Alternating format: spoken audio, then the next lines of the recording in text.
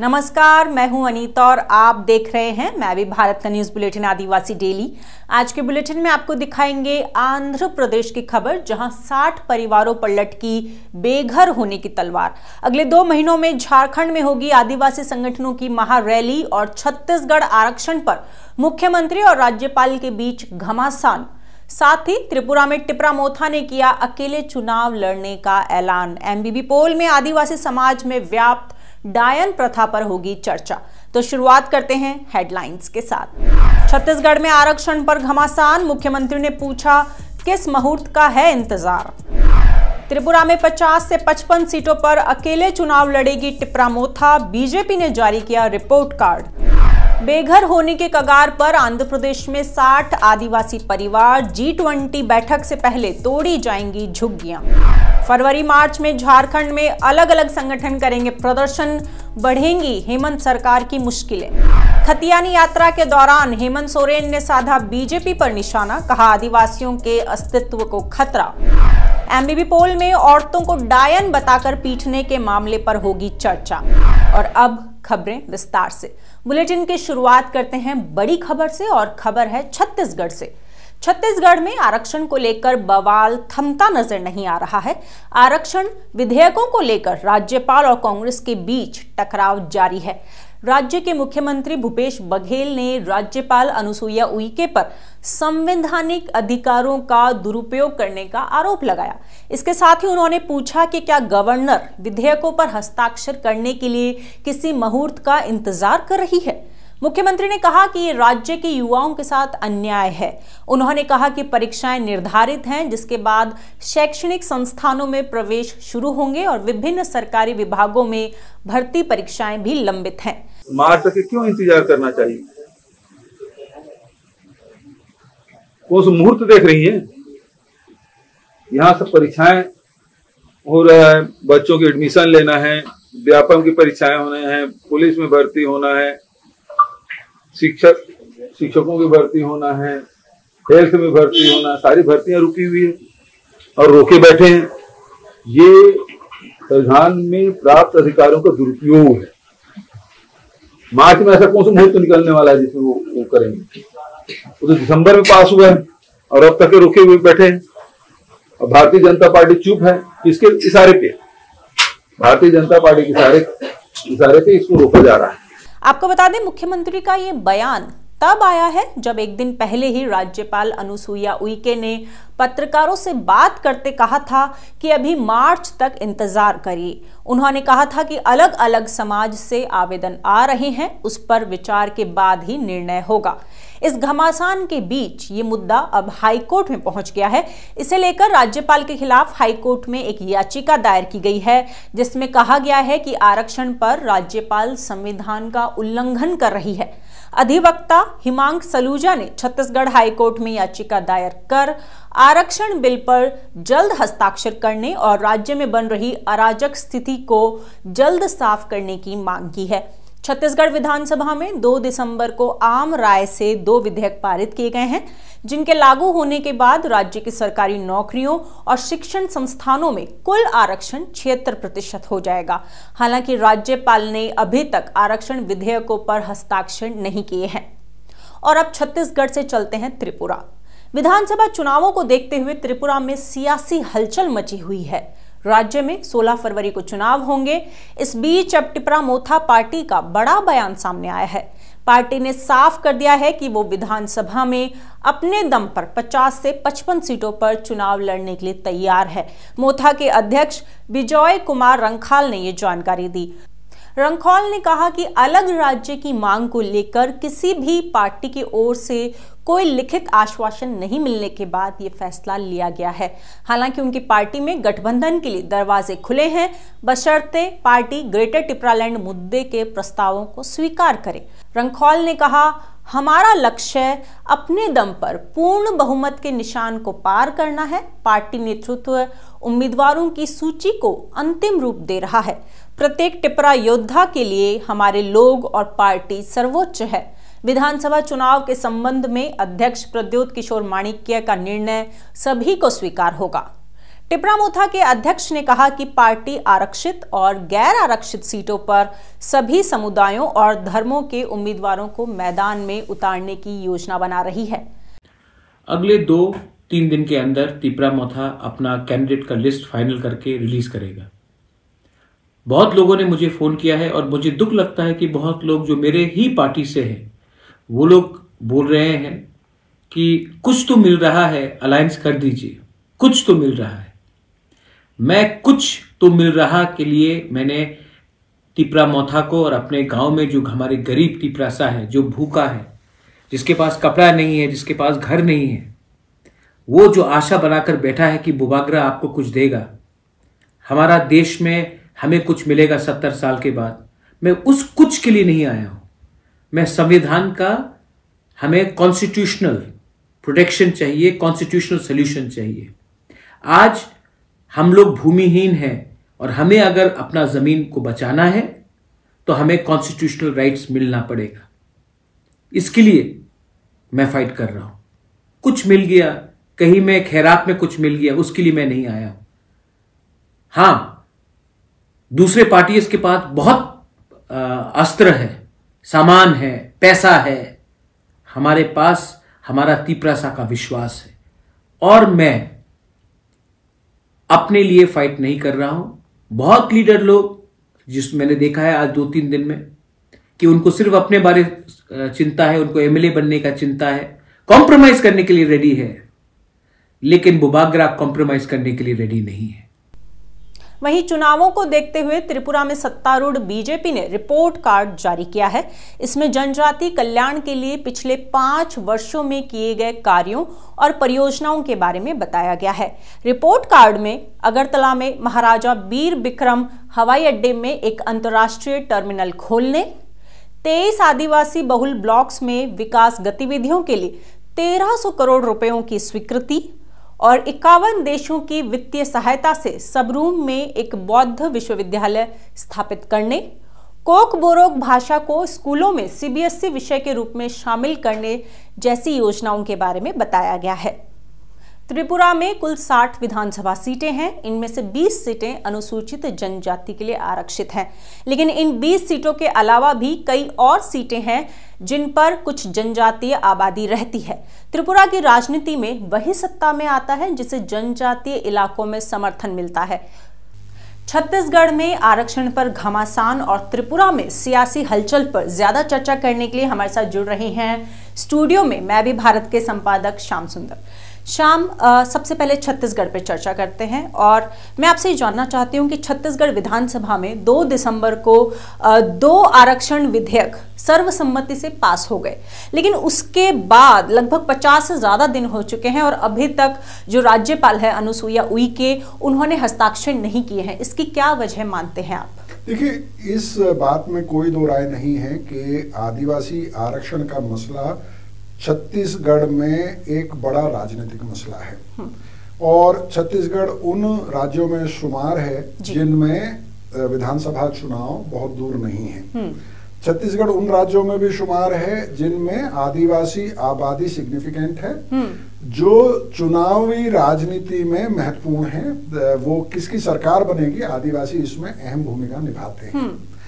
और ये बात भी सही है कि जनसंख्या के आधार पर आदिवासी आरक्षण बढ़ना था, क्योंकि छत्तीसगढ़ मध्य प्रदेश से अलग हुआ है तो जो जनसंख्या है उसके समीकरण भी बदल गए हैं।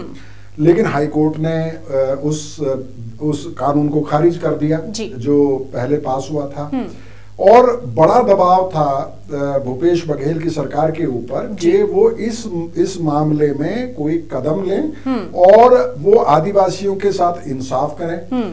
क्योंकि हाईकोर्ट से जब ये खारिज हो गया जो पहले कानून था, उसके बाद भर्तियां कैसे होंगी उसके ऊपर बड़ा सवालिया निशान था।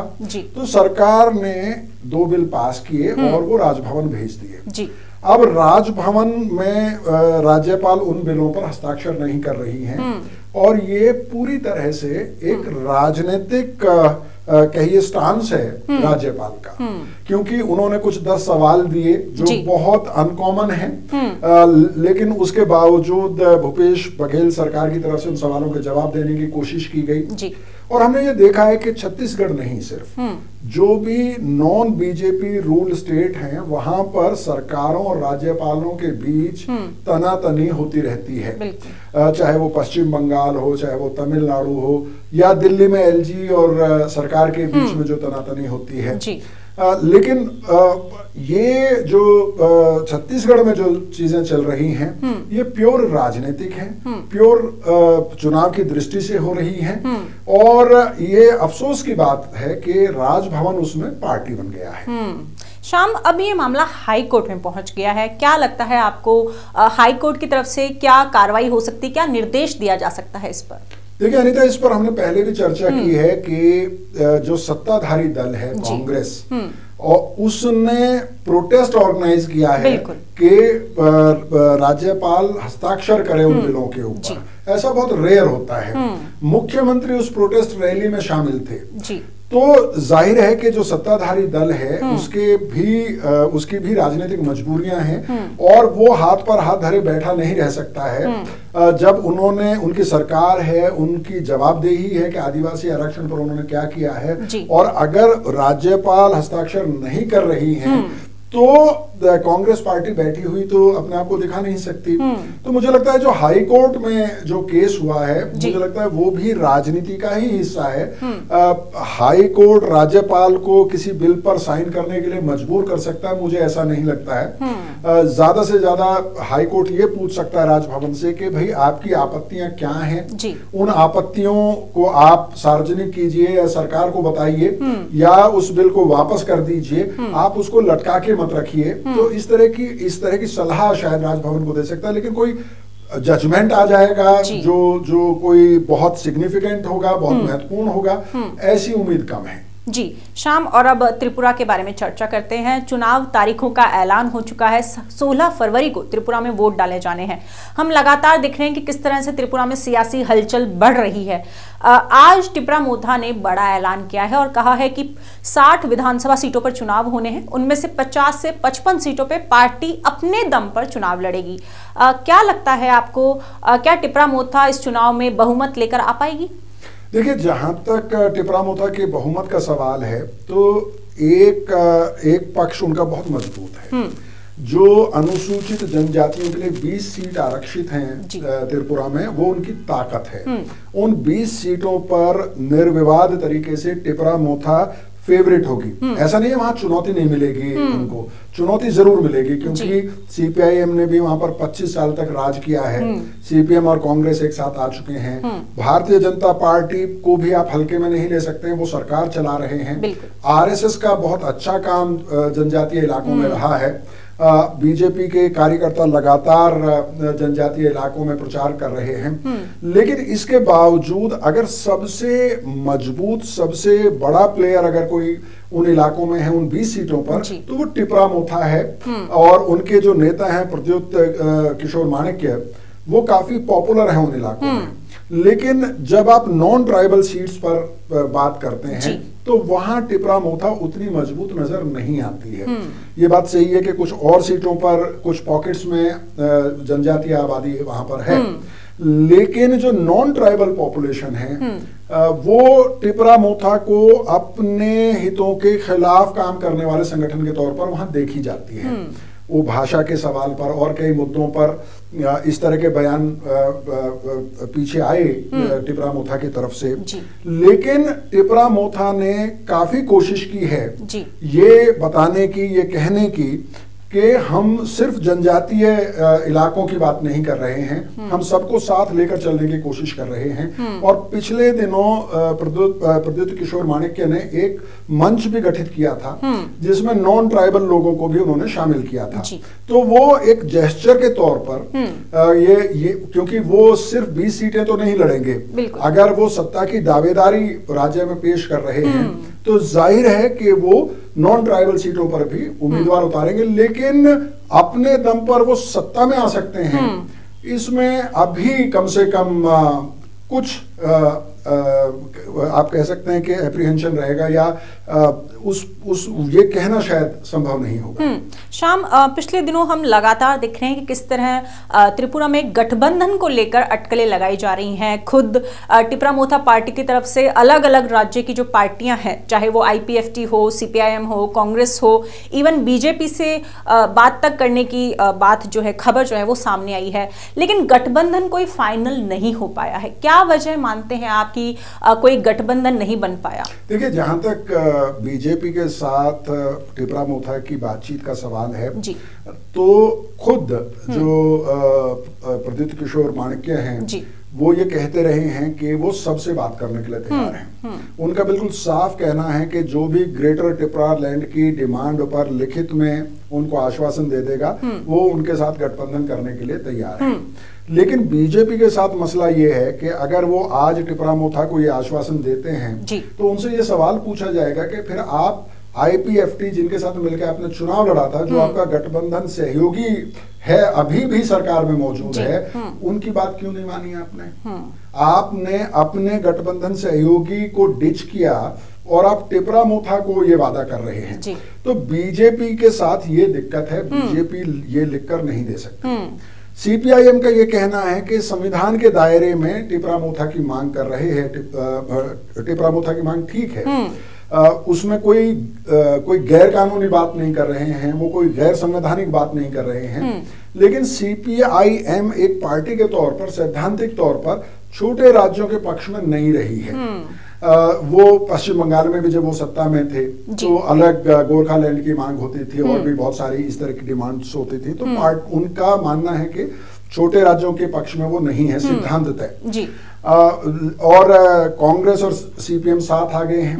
तो कांग्रेस CPM साथ आने से ये होगा कि जो नॉन ट्राइबल इलाके हैं, खास तौर पे जो माइनॉरिटी का वोट है, जिसको आप सेक्युलर ब्लॉक कह सकते हैं, उसमें उनका आधार बढ़ सकता है।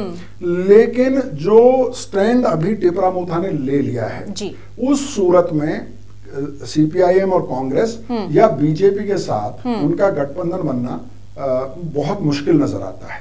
लेकिन श्याम, क्या पोस्ट पोल अलायंस हो सकता है? क्योंकि कई बार हम ये देखते हैं कि ये कहा जा रहा है कि प्रद्युत किशोर माणिक्य जो हैं वो किंग मेकर की भूमिका निभा सकते हैं। तो पोस्ट पोल अलायंस के संभावना आप कितनी देखते हैं? सबसे ज्यादा संभावना इसी समीकरण की दिखाई देती है। वैसे तो राजनीति में कुछ भी हो सकता है।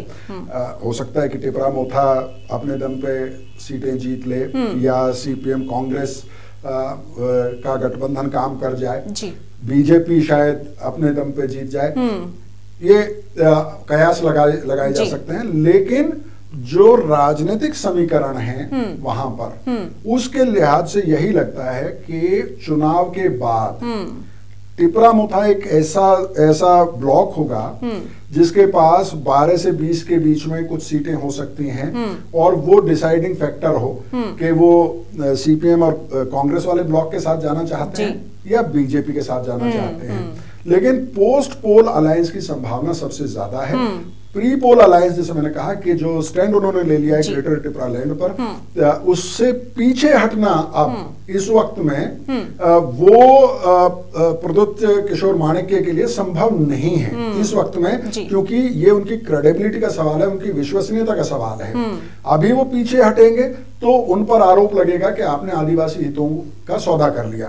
लेकिन चुनाव के बाद अगर वो इस स्थिति में नहीं है कि सरकार बना सकें, तो वैसे में तब वो शायद बार्गेन कर सकते हैं। तब वो अपने लोगों को कह सकते हैं कि मैंने कोशिश की लेकिन हमें पर्याप्त समर्थन नहीं मिला, फिलहाल हम एक ऐसी सरकार के साथ जाएंगे जो ADC को ज्यादा पावर देगी या ज्यादा संसाधन देगी, वगैरह वगैरह। बहुत सारी बातें हो सकती हैं।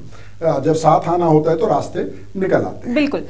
शाम, बीजेपी ने अपना रिपोर्ट कार्ड जारी किया है त्रिपुरा में। उसमें उसने बताया है कि पिछले 5 सालों में आदिवासी कल्याण के लिए क्या क्या काम किए। जैसा कि हमें पता है कि 2018 में बीजेपी सत्ता में आई थी, IPFT का समर्थन उसे मिला था, गठबंधन सरकार है। तो आपको क्या लगता है इस बार के चुनाव में बीजेपी के लिए कितनी चुनौतियां हैं त्रिपुरा में? देखिए, पिछले चुनाव से अगर आप इस चुनाव की तुलना करेंगे तो जाहिर है ये चुनाव बीजेपी के लिए मुश्किल है। बीजेपी कितने भी दावे करे कि हमने आदिवासी इलाकों में बहुत काम किया है, लेकिन सच्चाई ये है कि पिछले चुनाव में आईपीएफटी उनके साथ थी और वो संगठन उस वक्त आदिवासियों का सबसे बड़ा संगठन था। आईपीएफटी बिखर चुका है, उसके ज्यादातर बड़े नेता और कार्यकर्ता टिपरा मोथा में शामिल हो चुके हैं। बीजेपी की आदिवासी इलाकों में एक ही स्ट्रेंथ है, आरएसएस की जो प्रेजेंस वहां पर है। तो लेकिन वो प्रेजेंस शायद उतनी नहीं है जो टिपरा मोथा के प्रभाव को कम कर सके और बीजेपी के लिए वहां कुछ सीटें हासिल कर सके। तो निश्चित तौर पर जो एक ऐतिहासिक एंट्री त्रिपुरा की सत्ता में बीजेपी की हुई थी, वैसी स्थिति नजर नहीं आ रही है। लेकिन बीजेपी अभी भी मेन प्लेयर्स में से एक है। वहां जो 3 ब्लॉक हैं, टिपरा मोथा, कांग्रेस और सीपीएम और बीजेपी, तो बीजेपी को आप लड़ाई से बाहर करके नहीं देख सकते हैं। BJP is there in fight. तो बीजेपी मुकाबले में है, लेकिन बीजेपी के लिए वैसे हालात नहीं है जो पिछले चुनाव में थे। जी, बहुत बहुत शुक्रिया श्याम, हमसे दोनों राज्यों की बड़ी खबरों पर चर्चा करने के लिए। Thank you. वहीं आंध्र प्रदेश से परेशान करने वाली खबर आई है। राज्य के विशाखापत्तनम में लगभग 60 आदिवासी परिवारों का भविष्य अनिश्चितता के कगार पर है। शहर के एएसआर नगर में इन परिवारों के घर कभी भी तोड़े जा सकते हैं। दरअसल राज्य में मार्च में G20 की बैठक होनी है। ऐसे में माना जा रहा है कि इस बैठक से पहले इन परिवारों के घर तोड़ दिए जाएंगे। ये लोग झुग्गियों में रहते हैं। ये इस इलाके में 4 साल से बसे हुए हैं। इन झुग्गियों में विशेष रूप से पिछड़े चेंचू, मोंडी बोंडा और देवरा बोंडा समुदाय के लोग रहते हैं। इन लोगों को डर है कि उचित मुआवजा दिए बिना या अस्थायी आवास दिए बिना उनके घरों को उजाड़ दिया जाएगा। रविवार को ही ग्रेटर विशाखापत्तनम नगर निगम के अधिकारियों ने इस झुग्गी क्षेत्र का दौरा किया था और निवासियों को तुरंत खाली करने का निर्देश दिया था। अधिकारियों ने कथित तौर पर उन्हें चेतावनी दी थी कि अगर उन्होंने आदेशों का पालन नहीं किया तो वो बुलडोजर और जेसीबी लेकर आएंगे।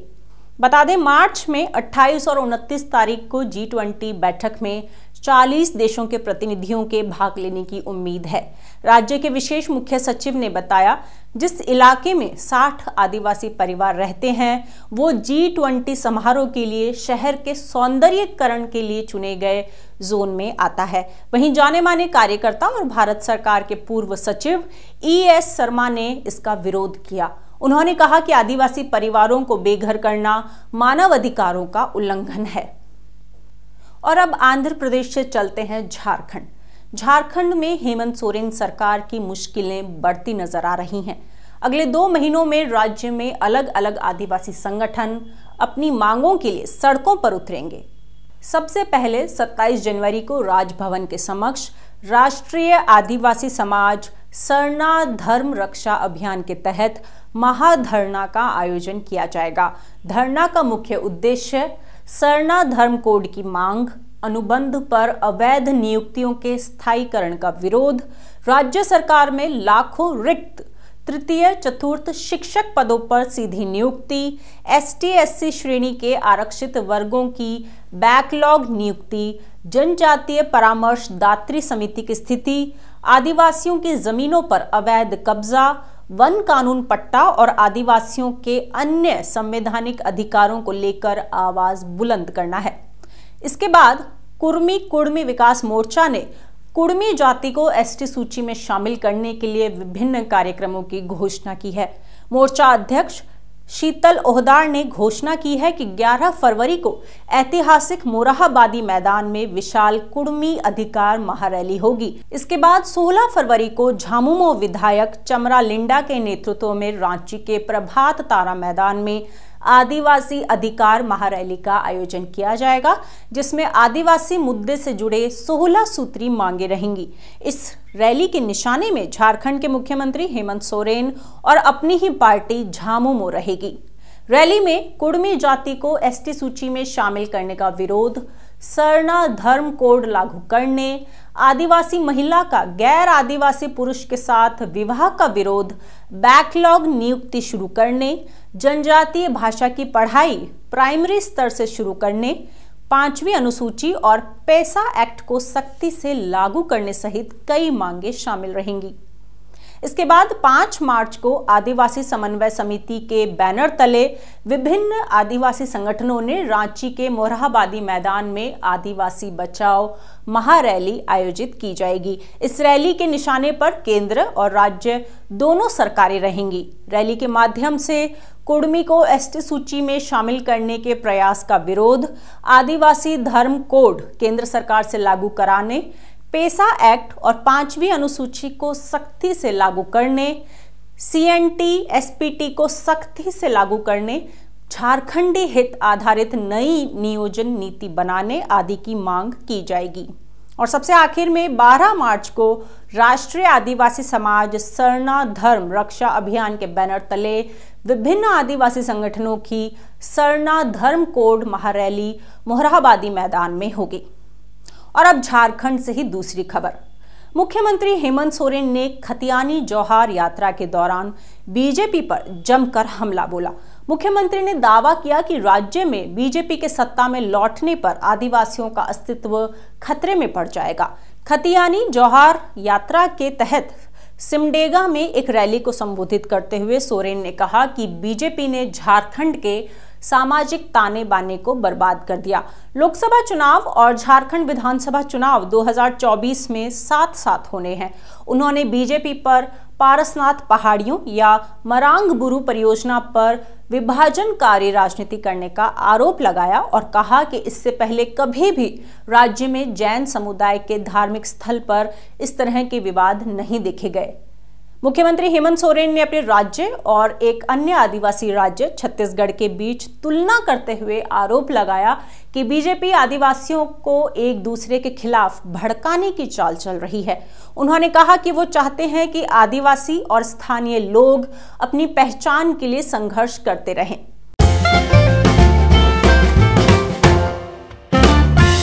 अपने दूसरे सेगमेंट एमबीबी पोल में आज हमने मैं भी भारत के यूट्यूब चैनल पर एक सवाल किया था। सवाल था, गुजरात के आदिवासी बहुल जिले अरावली से खबर है कि वहां पर एक औरत को डायन बताकर सार्वजनिक तौर पर पीटा गया। औरतों को डायन बताकर पीटना या हत्या कर देना आदिवासी भारत की एक बड़ी सामाजिक बुराई है।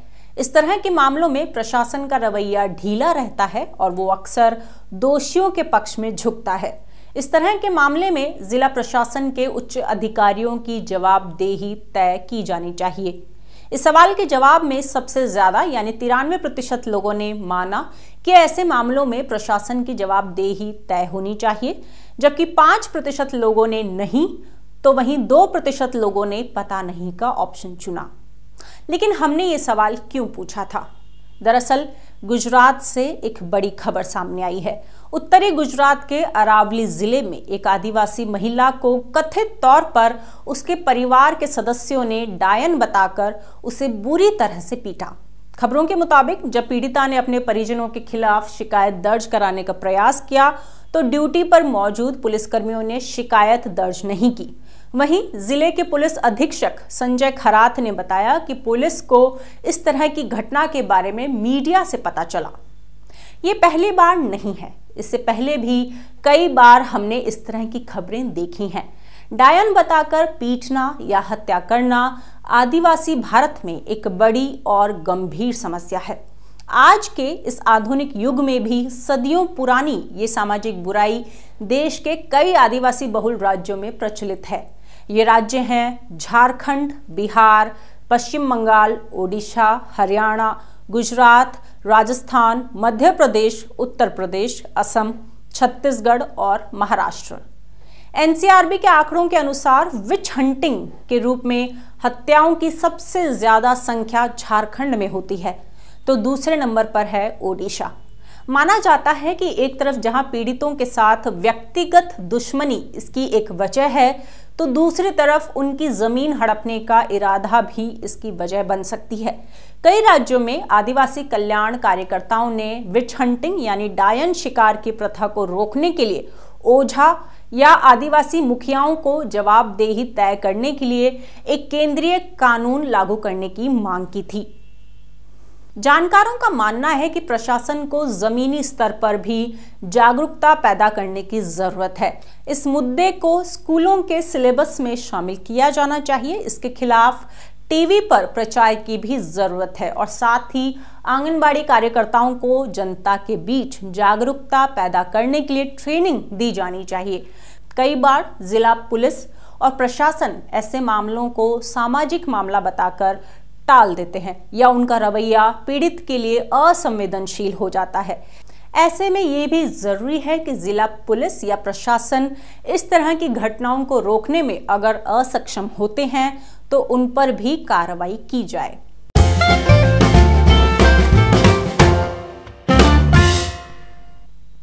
अपने तीसरे और आखिरी सेगमेंट अस्मिता और अधिकार में आज आपको बताएंगे आदि शौर्य पर्व पराक्रम का कार्यक्रम के बारे में। गणतंत्र दिवस समारोह और नेताजी सुभाष चंद्र बोस की 126वीं जयंती मनाने के लिए आदि शौर्य पर्व पराक्रम का कार्यक्रम कल यानी 23 जनवरी को दिल्ली के जवाहरलाल नेहरू स्टेडियम में शुरू हुआ। आज इस कार्यक्रम का समापन हुआ। 2 दिनों तक चले इस कार्यक्रम में सशस्त्र बलों द्वारा संगीतमय प्रस्तुति और जनजातीय नृत्य महोत्सव का आयोजन किया गया।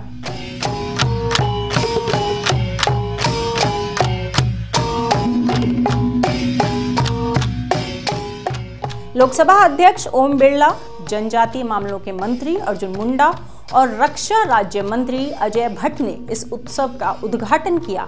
कार्यक्रम के पहले दिन देश के अलग अलग राज्यों से आए अलग अलग आदिवासी समुदायों के लगभग 1200 से ज्यादा कलाकारों ने 20 नृत्य प्रस्तुत किए।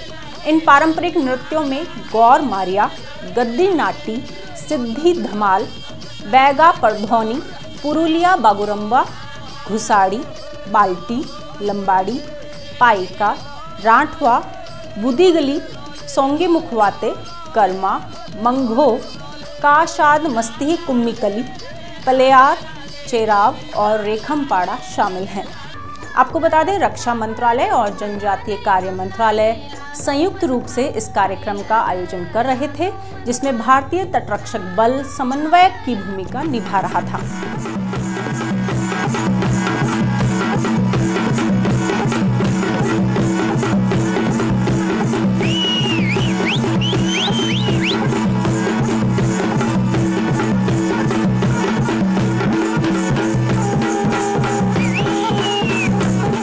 और ये था आज का हमारा आदिवासी डेली बुलेटिन। अगर आप हमसे जुड़ना चाहते हैं तो नीचे दिए गए नंबर पर हमें मिस कॉल दें। अगर आप कोई सुझाव हमें भेजना चाहते हैं तो कमेंट बॉक्स में लिखकर ज़रूर बताएं। इस वीडियो को लाइक ज़रूर करें और मैं भी भारत के YouTube चैनल को सब्सक्राइब करना ना भूलें। धन्यवाद।